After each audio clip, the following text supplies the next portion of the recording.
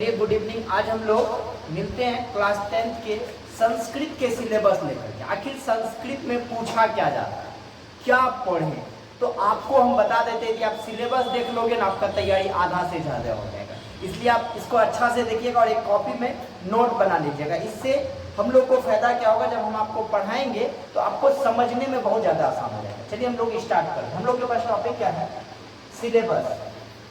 क्या है सिलेबस? किसका सिलेबस है बउआ? संस्कृत सब्जेक्ट का हम लोग सिलेबस देखेंगे। किसका सिलेबस देखेंगे? संस्कृत। किस क्लास का? तो 10th क्लास का। किस क्लास का? तो 10th क्लास के हम लोग सिलेबस को देखेंगे और यह होगा बिहार बोर्ड का संपूर्ण सिलेबस। बिहार बोर्ड का संपूर्ण सिलेबस किस बोर्ड का बउआ? बिहार बोर्ड का संपूर्ण सिलेबस होगा संस्कृत सब्जेक्ट का। ठीक है, किस सब्जेक्ट का होगा?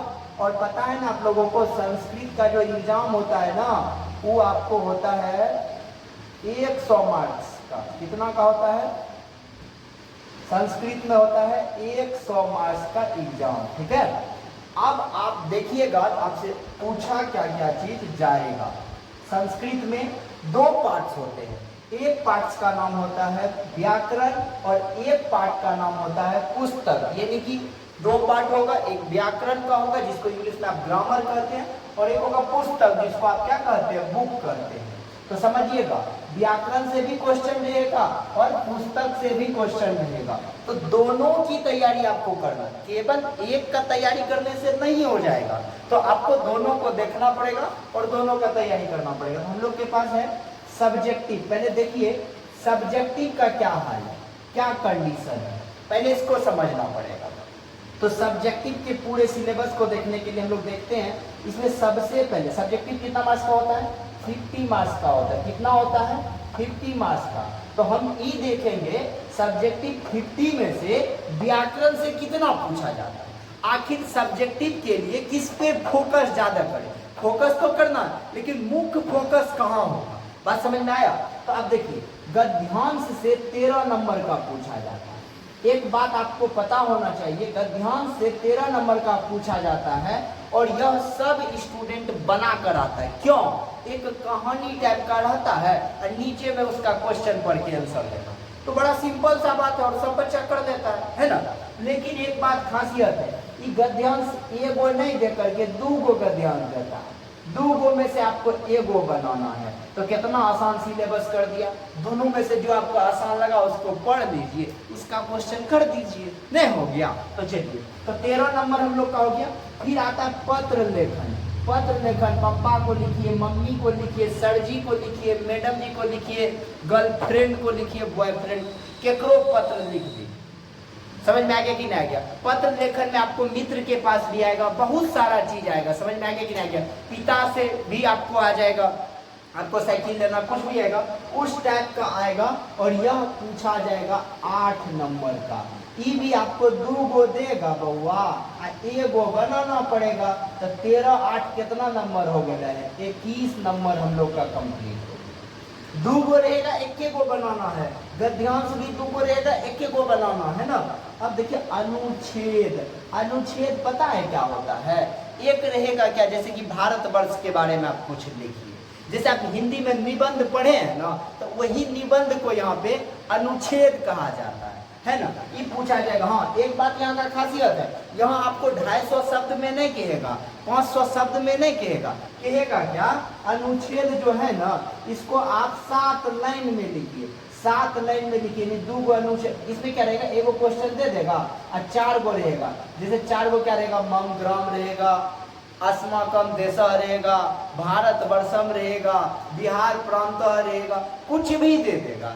समझ में आ गया कि नहीं गया? तो 4 गो देगा, उसमें से आपको एगो बनाना है और ये नंबर देगा 7। तो अब आप खुद बताइए 21 7 कितना हो गया बउआ? 28 नंबर हम लोग का कंप्लीट हो गया कि नहीं हो गया? फिर आएगा अनुवाद। क्या आएगा बउआ? अनुवाद। वृक्ष से पत्ते गिरते हैं, हिमालय से गंगा निकलती है। अब इसको संस्कृत में बनाना है। ई रहेगा 6 नंबर का। कई नंबर का बउआ? 6। तो 28 6 कितना हो गया? 34। सब्जेक्टिव में तो हमको लगता है पूरा प्राण व्याकरणे में बसता है, नहीं बसता है। आप देखिए लिए हैं तो पूरा प्राण एकरे में बसता है, तो एकरा बढ़िया से देखना।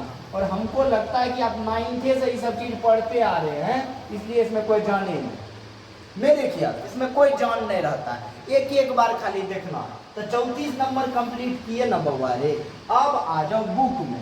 बुक में जाते कुछ होने हैं 16 गो जो है क्वेश्चन रहता है, इसमें से आपको 8 गो बनाना है। कै गो बनाना है? 8 गो बनाना है। 16 गो रहेगा, याद रखना। कै गो रहेगा? 16 क्वेश्चन है, बनाना है 8 और एक क्वेश्चन सही होगा उसमें मिलेगा 2 नंबर। तो नंबर मिल गया 16। 8 दूना कितना रे बउआ?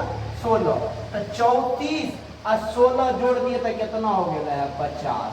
50 नंबर जो है आपका सब्जेक्टिव कंप्लीट हो गया। तो आपको सब्जेक्टिव का सिलेबस अच्छा से पता चल गया होगा, मेरे ख्याल से आपको कोई दिक्कत नहीं हुआ होगा।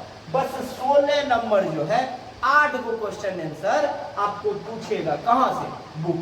तो पर चैप्टर एक क्वेश्चन लेना, तो बस पर चैप्टर एक क्वेश्चन। और इसका एक खास बात है कि जो प्रश्न है इसका उत्तर संस्कृत में नहीं देना पड़ता है, हिंदी में देना पड़ता है। जैसे एक क्वेश्चन हम आपको बोल रहे हैं, पटना का कुछ दार्शनिक स्थल का नाम लिखिए, तो आपको इसको संस्कृत में नहीं लिखना, हिंदी में लिखना। पटना के दार्शनिक स्थल कुछ इस प्रकार है, जैसे क्या हो गया, गांधी मैदान हो गया, वहाँ का चिड़ियाघर हो गया, गोलघर हो गया, जैविक उद्यान हो गया, बहुत सारा चीज है ना। तो आपको लिख देना। तो 16 नंबर यहाँ से भी कंप्लीट हो गया और 34 नंबर हमको लगता है तैयारी देखने के बाद एक क्लियर हो गया होगा, खाली आपको देखना है। अब आ जाइए ऑब्जेक्टिव का कहानी को देखते हैं। तो ऑब्जेक्टिव देखने के लिए पहले बुक का समझ लीजिए। बुक का क्या है? 1 से 2 ऑब्जेक्टिव मानिए ना, पर चैप्टर से पूछा जाएगा। तो 14 चैप्टर है तो कितना हो गया? 14 दूना 28, करीब 30 गो ऑब्जेक्टिव। और उसको दुगुना कर दीजिए, क्योंकि आजकल 200 है ना, 100 तो है ही नहीं। तो आप यदि बुक को अच्छा से पढ़ के चल जाओगे तो ग्रामर का ऑब्जेक्टिव नहीं भी देखोगे तो काम हो जाए। क्योंकि 200 का एग्जाम आप देख रहे, 100 का ना 200 का। यदि किसी को ग्रामर अच्छा से समझ में आ रहा है तो ग्रामर पढ़ करके चले जाओ, ठीक है। तो चलिए अब आगे देखिए। लेकिन बच्चा होशियार वही होता है जो सब कुछ पढ़ करके जाता है, क्योंकि एग्जाम जीवन में एक बार आता है ना। समास, अब ग्रामर में क्या क्या पूछेगा? तो समास पूछेगा 4 मार्क्स का। कितना नंबर का? ग्रामर का सिलेबस बता रहे 4 मार्क्स। संधि पूछेगा 4 मार्क्स का। कितना मार्क्स का? उपसर्ग 4 मार्क्स का। इस सब का टॉपिक हिंदी का प्लेलिस्ट में जाइए, सब वीडियो बना हुआ है, आराम से आप देखते चलिए, अपना डाउट को क्लियर करते चलिए। प्रत्यय पूछेगा 4 मार्क्स का। कितना का? तो जोड़िए 4 4 8 4 12 4 16। धातु रूप पूछेगा 5 मार्क्स का। 16 5 21। शब्द रूप पूछेगा 5 नंबर का। 21 5 26। वर्णों का उच्चारण पूछेगा 2 या 3। 26 3 29।